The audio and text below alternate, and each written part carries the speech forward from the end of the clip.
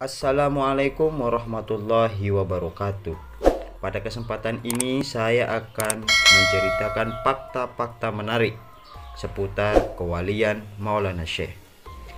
Dalam konteks topik ini, sebelumnya dipertegas bahwa bukanlah yang dimaksudkan bahwa Maulana Syekh Tuan Guru Kiai Haji Muhammad Zainuddin Abdul Majid langsung bercerita dengan mengatakan saya adalah seorang wali.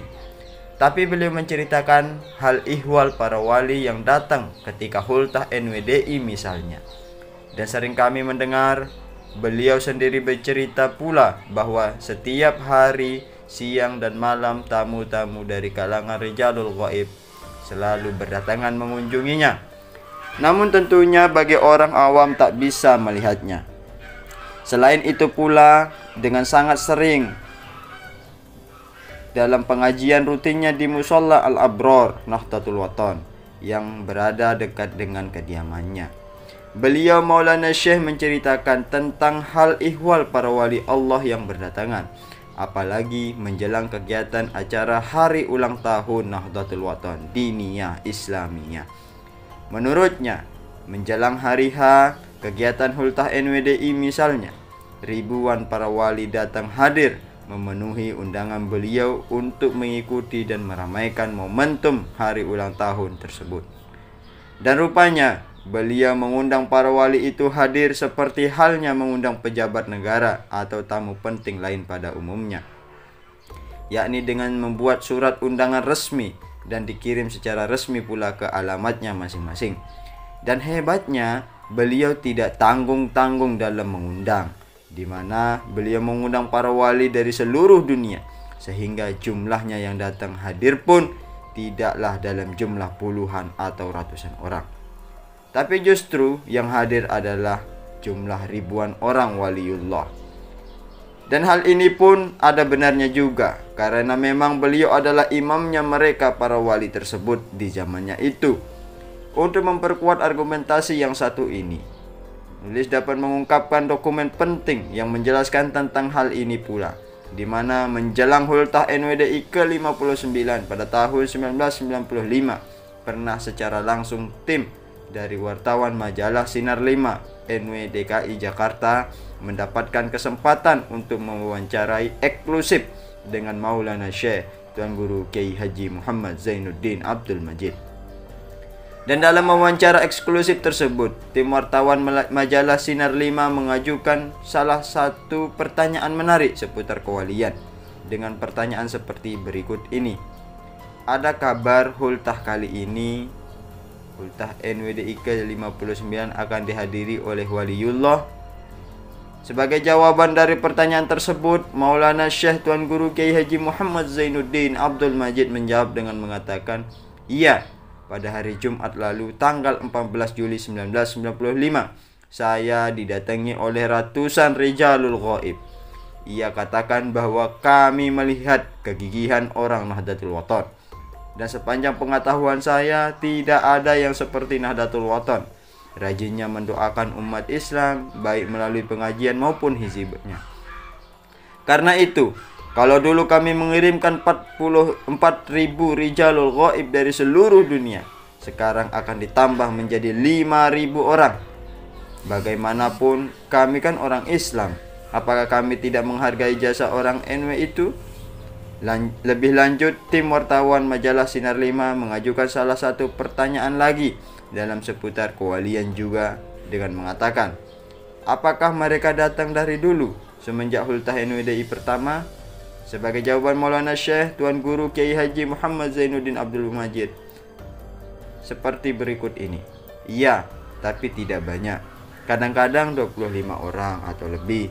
Sekarang saja mereka telah mulai menjaga arena hultah 150 orang, tapi tiap hari Jumat.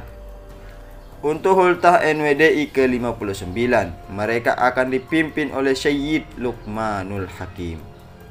Namun, kebiasaannya yang secara masif para wali Allah itu berdatangan ketika hultah NWDI tersebut, sampai ribuan berdatangan dan ikut serta berkumpul dalam acara tersebut. Dan menurut beliau, setiap hari, siang dan malam tamu-tamu dari kalangan waliullah selalu berdatangan mengunjunginya secara gaib, sehingga orang awam tak bisa melihatnya. Barangkali karena itulah wali Allah itu selama lebih dari 10 tahun tidak tidur. Dalam sebuah dokumen dalam bentuk kaset termuat rekaman langsung yang sangat jelas dan terang sekali tentang isi ceramah Maulana Syekh Tuan Guru Kiai Haji Muhammad Zainuddin Abdul Majid yang disampaikan dalam sebuah pengajian menjelang Hultah NWDI tahun 1982 yang menjelaskan tentang bagaimana kewalian itu. Salah satunya adalah penyebutan datangnya Syekh Maulana Malik Ibrahim di Pengkores dan ucapan terima kasihnya beliau sendiri kepada Maulana Malik Ibrahim. Dan hal ini pun telah termuat juga dalam buku karyanya Maulana Syekh Tuan Guru Kiai Haji Muhammad Zainuddin Abdul Majid yang berjudul Wasiat Renungan Masa Pengalaman Baru Syekh Maulana Malik Ibrahim di Pengkores. Syekh Maulana Malik Ibrahim merupakan seorang wali Songo yang paling senior dari para wali lainnya. Beliau berasal dari Persia dan datang menyebarkan Islam di Pulau Jawa pada tahun 1339 Masehi dan disebut menyebarkan Islam di tanah Jawa selama 20 tahun, dan beliau wafat di Gresik, Jawa Timur pada tahun 1419 Masehi. Berikut ini dalam baiat syair wasiat renungan masa pengalaman baru berikut ini. Guru besar kita Maulana Syekh Tuan Guru Kiai Haji Muhammad Zainuddin Abdul Majid menyebutkan keberadaan Syekh Maulana Malik Ibrahim yang pernah bermukim di Pengkores Gunung Rinjani yang ada di Lombok, Nusa Tenggara Barat. Ungkapan bait syair wasiat tersebut. Wali Songo Malik Ibrahim sentral dakwahnya pernah bermukim beberapa waktu di Pengkores intim suku Sasak, Islamnya Salim.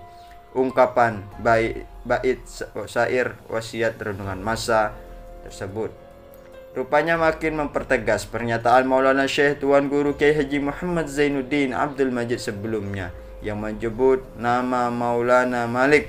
Dalam hal ini tidaklah meleset bahwa yang dimaksudkan adalah Syekh Maulana Malik Ibrahim. Dan dalam rekaman pengajian, beliau sempat menjelaskan secara runut keberadaan wali Songo yang memiliki arti kelompok ulama penyebar agama Islam di Pulau Jawa. Disebut wali Songo sebab mereka berjumlah 9 orang. Songo dalam bahasa Jawa berarti 9 dan wali artinya ulama yang tinggi derajatnya. Khusus untuk Syekh Maulana Malik Ibrahim yang berdakwah menyebarkan agama Islam di tanah Jawa selama 20 tahun lamanya, terkenal gigih dan tekun. Sasaran dakwahnya menyeluruh, mulai dari kalangan dakwah sampai bangsawan. Dan satu hal yang penting tercatat dalam mengembangkan dakwahnya adalah dengan mendirikan pondok pesantren. Selain itu, untuk Maulana Malik Ibrahim terkenal sebagai seorang dai yang pandai menyesuaikan diri dengan masyarakat, sehingga dakwahnya dengan mudah diterima.